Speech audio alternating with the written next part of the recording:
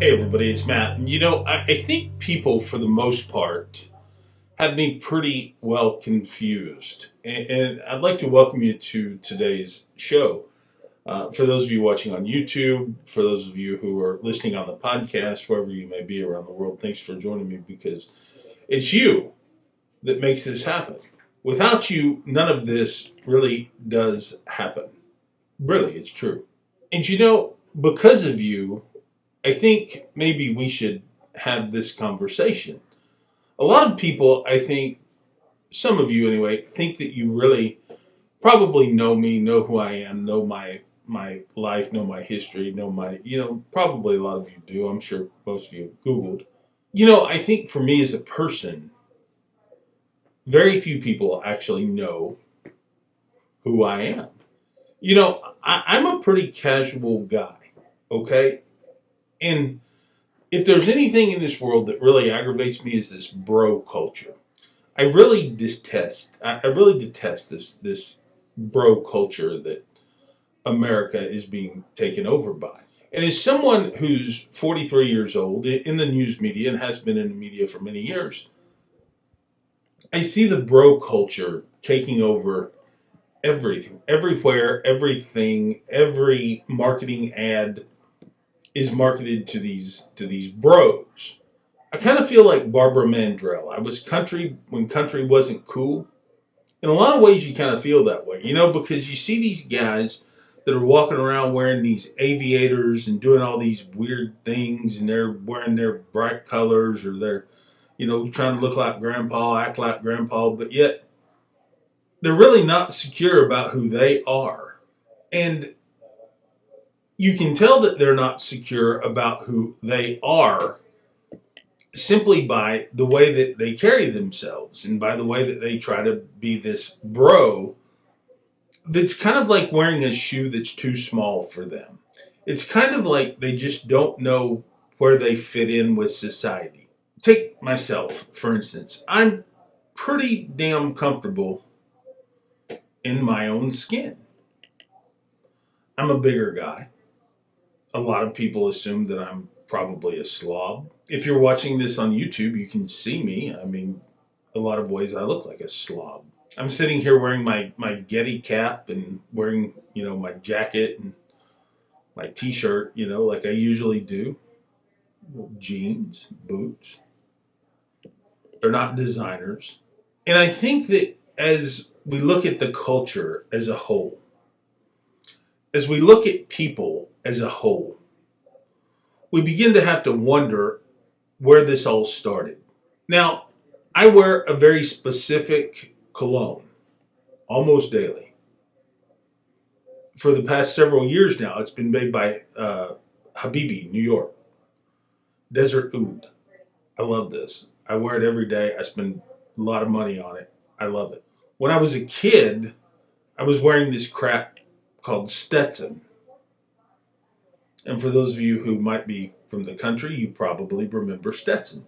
And then I went through this phase where I was wearing, my grandmother was buying stuff from Avon. I went through this wild country phase, had this, cow skull on it. You probably remember the Avon Wild Country. It smelled good. It was good. But I outgrew that. And as I became an adult, I've started gravitating to more mature flavors, more mature scents, more mature things. I did things when I was younger thinking that I was going to impress people. And I lived with the idea that I had to impress people. And then it dawned on me that I didn't have to impress anyone. That wasn't the point of life. The only thing that I really had to do was learn to be comfortable with myself and in my own skin. So one of the first things that I started to do, and I thought that money was the answer. I thought that having a good career was the answer. I thought that following in lockstep with what everybody else was doing was the answer. When I was younger, I thought that working in the patch was going to be my ticket because that was my dad's ticket, my grandpa's ticket, and everybody else's ticket. I thought working in the patch was going to be the answer. So I went out to the patch and I said, well, you know what? I'm going to work in the patch. This is going to be my life. Then somehow I ended up finding a career in news media. I drove a truck for a while. Most of you have no idea. And I'm going to talk about something here that I rarely talk about. And that's my view of the world being shaped by my former insecurities that turned into my own securities. As I was on this journey looking for myself many, many years ago now, it seems like it was just yesterday, but really it was, 15, 20 years ago. I was out looking for myself, who I was. And like I say, I thought money, job, career, everything was going to all I had to do was follow the set pattern. Then I realized that I needed to distance myself from the company that I was keeping, the society that I was keeping, the bros, if you will, the people that were trying to be cool. And so I went to search for a new cologne. This cologne search took me all around the world. I was looking at Italian colognes, French colognes, different kinds of colognes. Ultimately, it led me to a scent out of the Middle East called oud, O-U-D, if you've never heard of it. This stuff is in my house. It's the scent that I have going all the time. Oud is a very old wood. Sometimes it takes months to harvest this wood, this scent. I do not use alcohol-based oud either. I just purely oil. That's why I get mine from Habibi, New York. And there's probably other good brands out there. But listen to me when I say this. The search for cologne was a search for identity. It was a search for who I was as a person. And as I connected with these people who collected this oud and who crafted these colognes, I began to collect their stories. And realizing that these were people that were disconnected from society in many ways. And being disconnected from society in many ways is peace.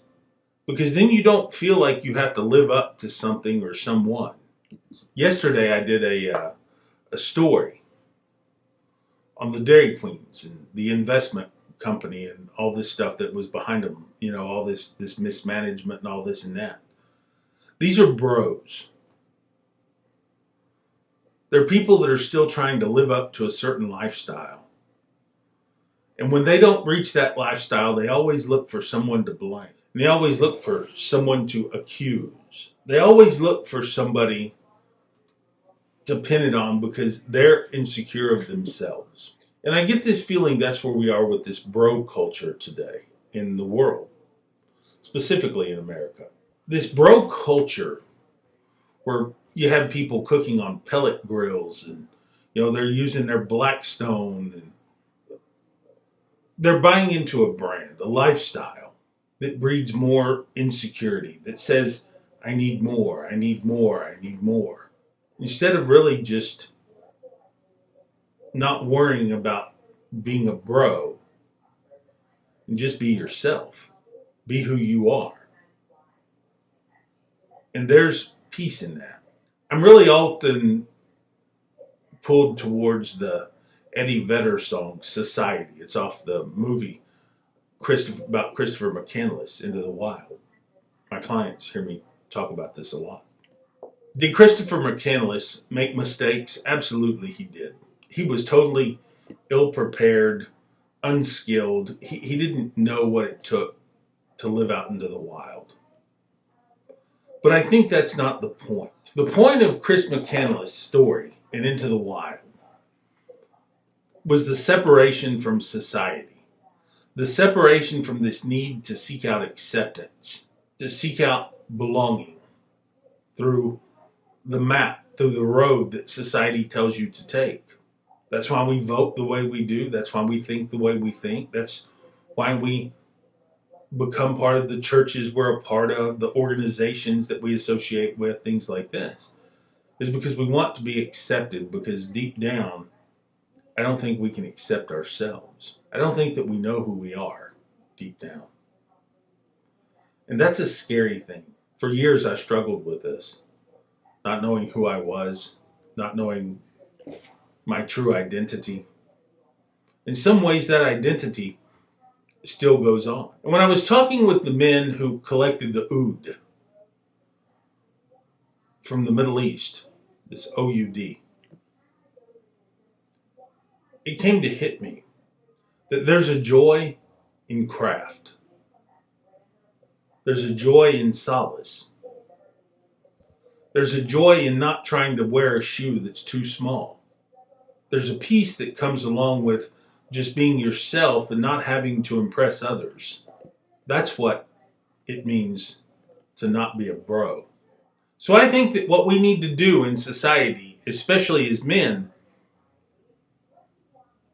is start being more like ourselves. Now, I think we're entering this generation of boys that were raised by their mothers and lightly influenced by their fathers. I think we're in that world. And we're starting to see the effects of that. And we see that that was just a marketing technique pushed out onto the crowd. A long game, if you will, to get people to turn into something that they wanted, society wanted them to be. I think maybe it's time that we get back to the question, who are we? Where are we? And where do we end up? Are we just a bunch of faceless cowards in a crowd following the rest of the mules? Are we being true to ourselves and our identity? And are we being true to those that we love? Are we being true to those that we hold dear? Are we being true? Or are we being used? I think that's the real question. Are we being true? Or are we being used? I'm Matt Pierce. This is my podcast. This is deeper thoughts on the things that I think every single day.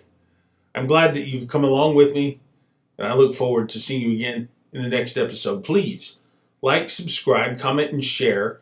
And if you're watching on YouTube, be sure to hit that subscribe button. That really does help us. Thanks a lot, and we'll see you in the next one. Take care.